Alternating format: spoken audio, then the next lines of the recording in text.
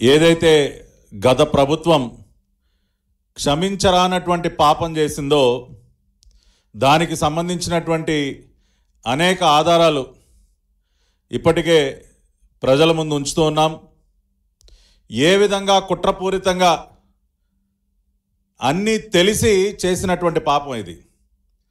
AR dairy అనేటటువంటి ఒక సంస్థను అడ్డం పెట్టుకుని లడ్డూ తయారీలో ఎంతో పవిత్రంగా మనందరం భావించినటువంటి స్వామివారి ప్రసాదం లడ్డూ తయారీలో కలుషితమైనటువంటి నెయ్యి, అది కూడా యానిమల్ ఫ్యాట్స్తో కలుషితమైనటువంటి నెయ్యిని వాడటం అనేది ఎంత క్షమించరానటువంటి పాపమో మనందరికీ తెలుసు.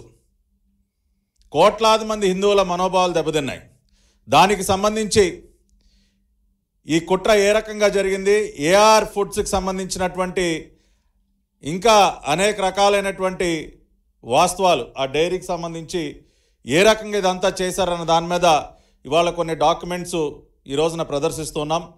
ముందుగా ఒకసారి మనం చూసినట్లయితే ఇది తిరుమల తిరుపతి దేవస్థానం వాళ్ళు 10 లక్షల కిలోలు నెయ్యి, స్వచ్ఛమైనటువంటి ఆవు నెయ్యి అంటే 1000 టన్నులు, 10 లక్షల కిలోలు అంటే 1000 టన్నుల 1000 టన్నుల ఆవు నెయ్యి సరఫరాకి సంబంధించినటువంటి contract AR dairy foods private limited దిండిగల్లో ఉన్నటువంటి తమిళనాడులో ఉన్నటువంటి సంస్థకి ఇవ్వటం జరిగింది. దీని యొక్క విలువ 31,98,00,000 ఈ కాంట్రాక్ట్ యొక్క విలువ. దానికి సంబంధించినటువంటి డాక్యుమెంట్ ఇది.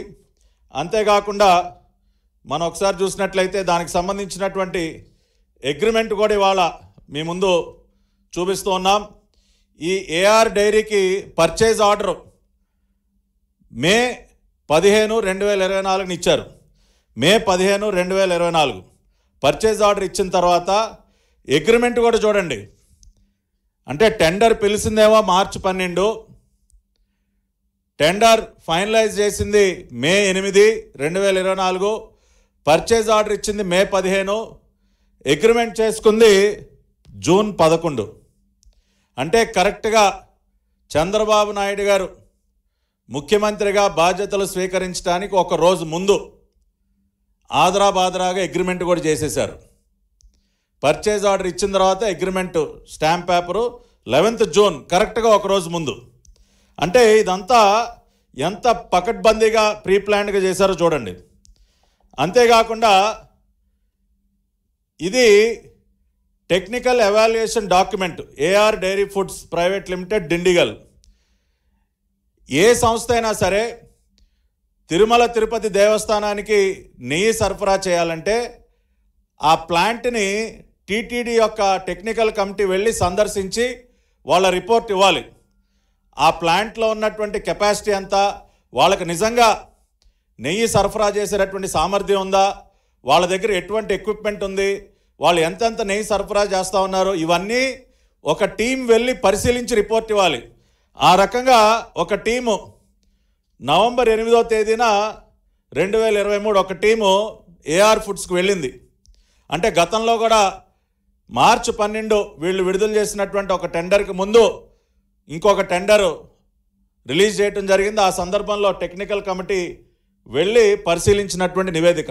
దీనిలో మీరు చూసినట్లయితే ఇక్కడ చాలా కీలకమైనటువంటి అంశం ఇక్కడ మీరు అందరూ చూడాలి.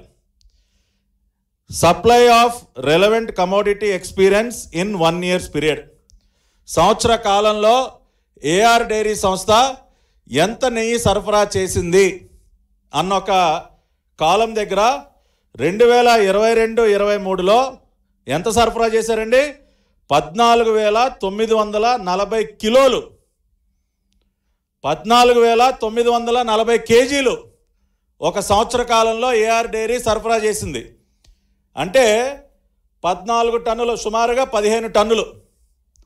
ఒక సంవత్సర కాలంలో ఏఆర్ డైరీ సరఫరా చేసింది ఎంతండి? 15 టన్నులు.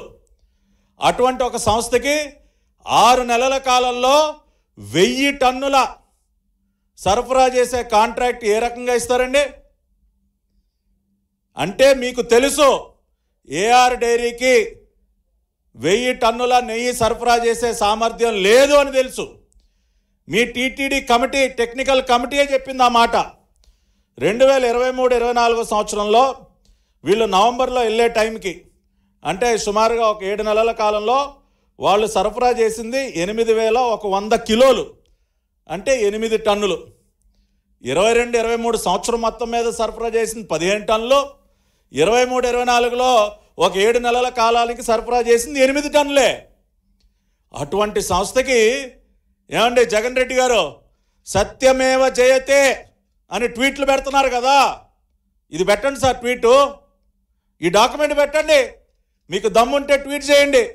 ఇదిగో మేము అతి గొప్పగా సెలెక్ట్ చేసిన సంస్థ సంవత్సర కాలంలో 15 టన్నుల నెయ్యి సరఫరా చేసింది అని చెప్పి ఇది ట్వీట్ చేయండి సార్. అంతేకాకుండా ఇదే రిపోర్ట్లో ఇంకా విస్తుపోయేటటువంటి అంశాలు ఇక్కడ మీరు చూసినట్లయితే, అది సరఫరాకు సంబంధించి, ఏది ట్యాంకర్ల ద్వారా కానీ ఏదైనా సంస్థకు సరఫరాకు సంబంధించి అసలు టోటల్ ప్రొడక్షను, అంటే ఏఆర్ డైరీ అనే సంస్థ ఇట్లా టీటీడీ కానీ ఇటువంటి బల్క్ ఆర్డర్సే కాకుండా వాళ్ళు 1/4 కిలో ప్యాకెట్లు, 1/2 కిలో ప్యాకెట్లు మామూలు రిటైల్ మార్కెట్లో కూడా అమ్ముతారు కదండి. సో అవన్నీ కూడా కలుపుకుందాం.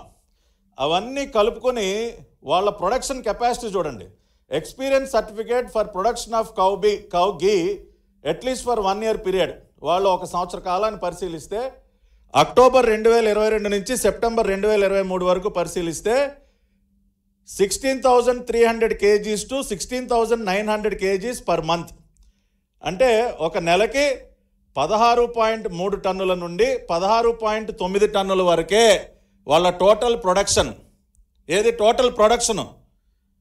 నెలకి 16 టన్నుల టోటల్ ప్రొడక్షన్ సామర్థ్యం కలిగిన సంస్థకి వీళ్ళు ఏం కాంట్రాక్ట్ ఇచ్చారండి? 1000 టన్నులు. 6 నెలల్లో 1000 టన్నులు మీరు ఇచ్చేయండి అని చెప్పి పాపం అత్యంత నమ్మకంతో ఇచ్చారు sir. The great Jagan Reddy ప్రభుత్వం, కరుణాకర్ రెడ్డి చైర్మన్గా వీళ్ళు ఇదిగోండి చేసినటువంటి పాపానికి సంబంధించినటువంటి ఆధారాలు.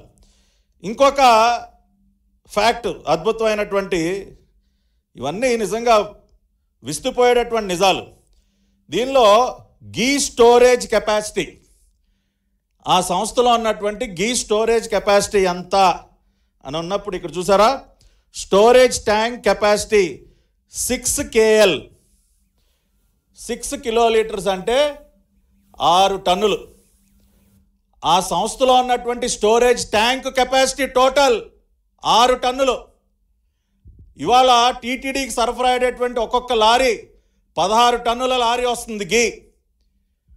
6 టన్నుల స్టోరేజ్ కెపాసిటీ ట్యాంకుతో మీరు 16 టన్నుల లారీ అసలు ఎలా ఫిల్ చేస్తారు సార్?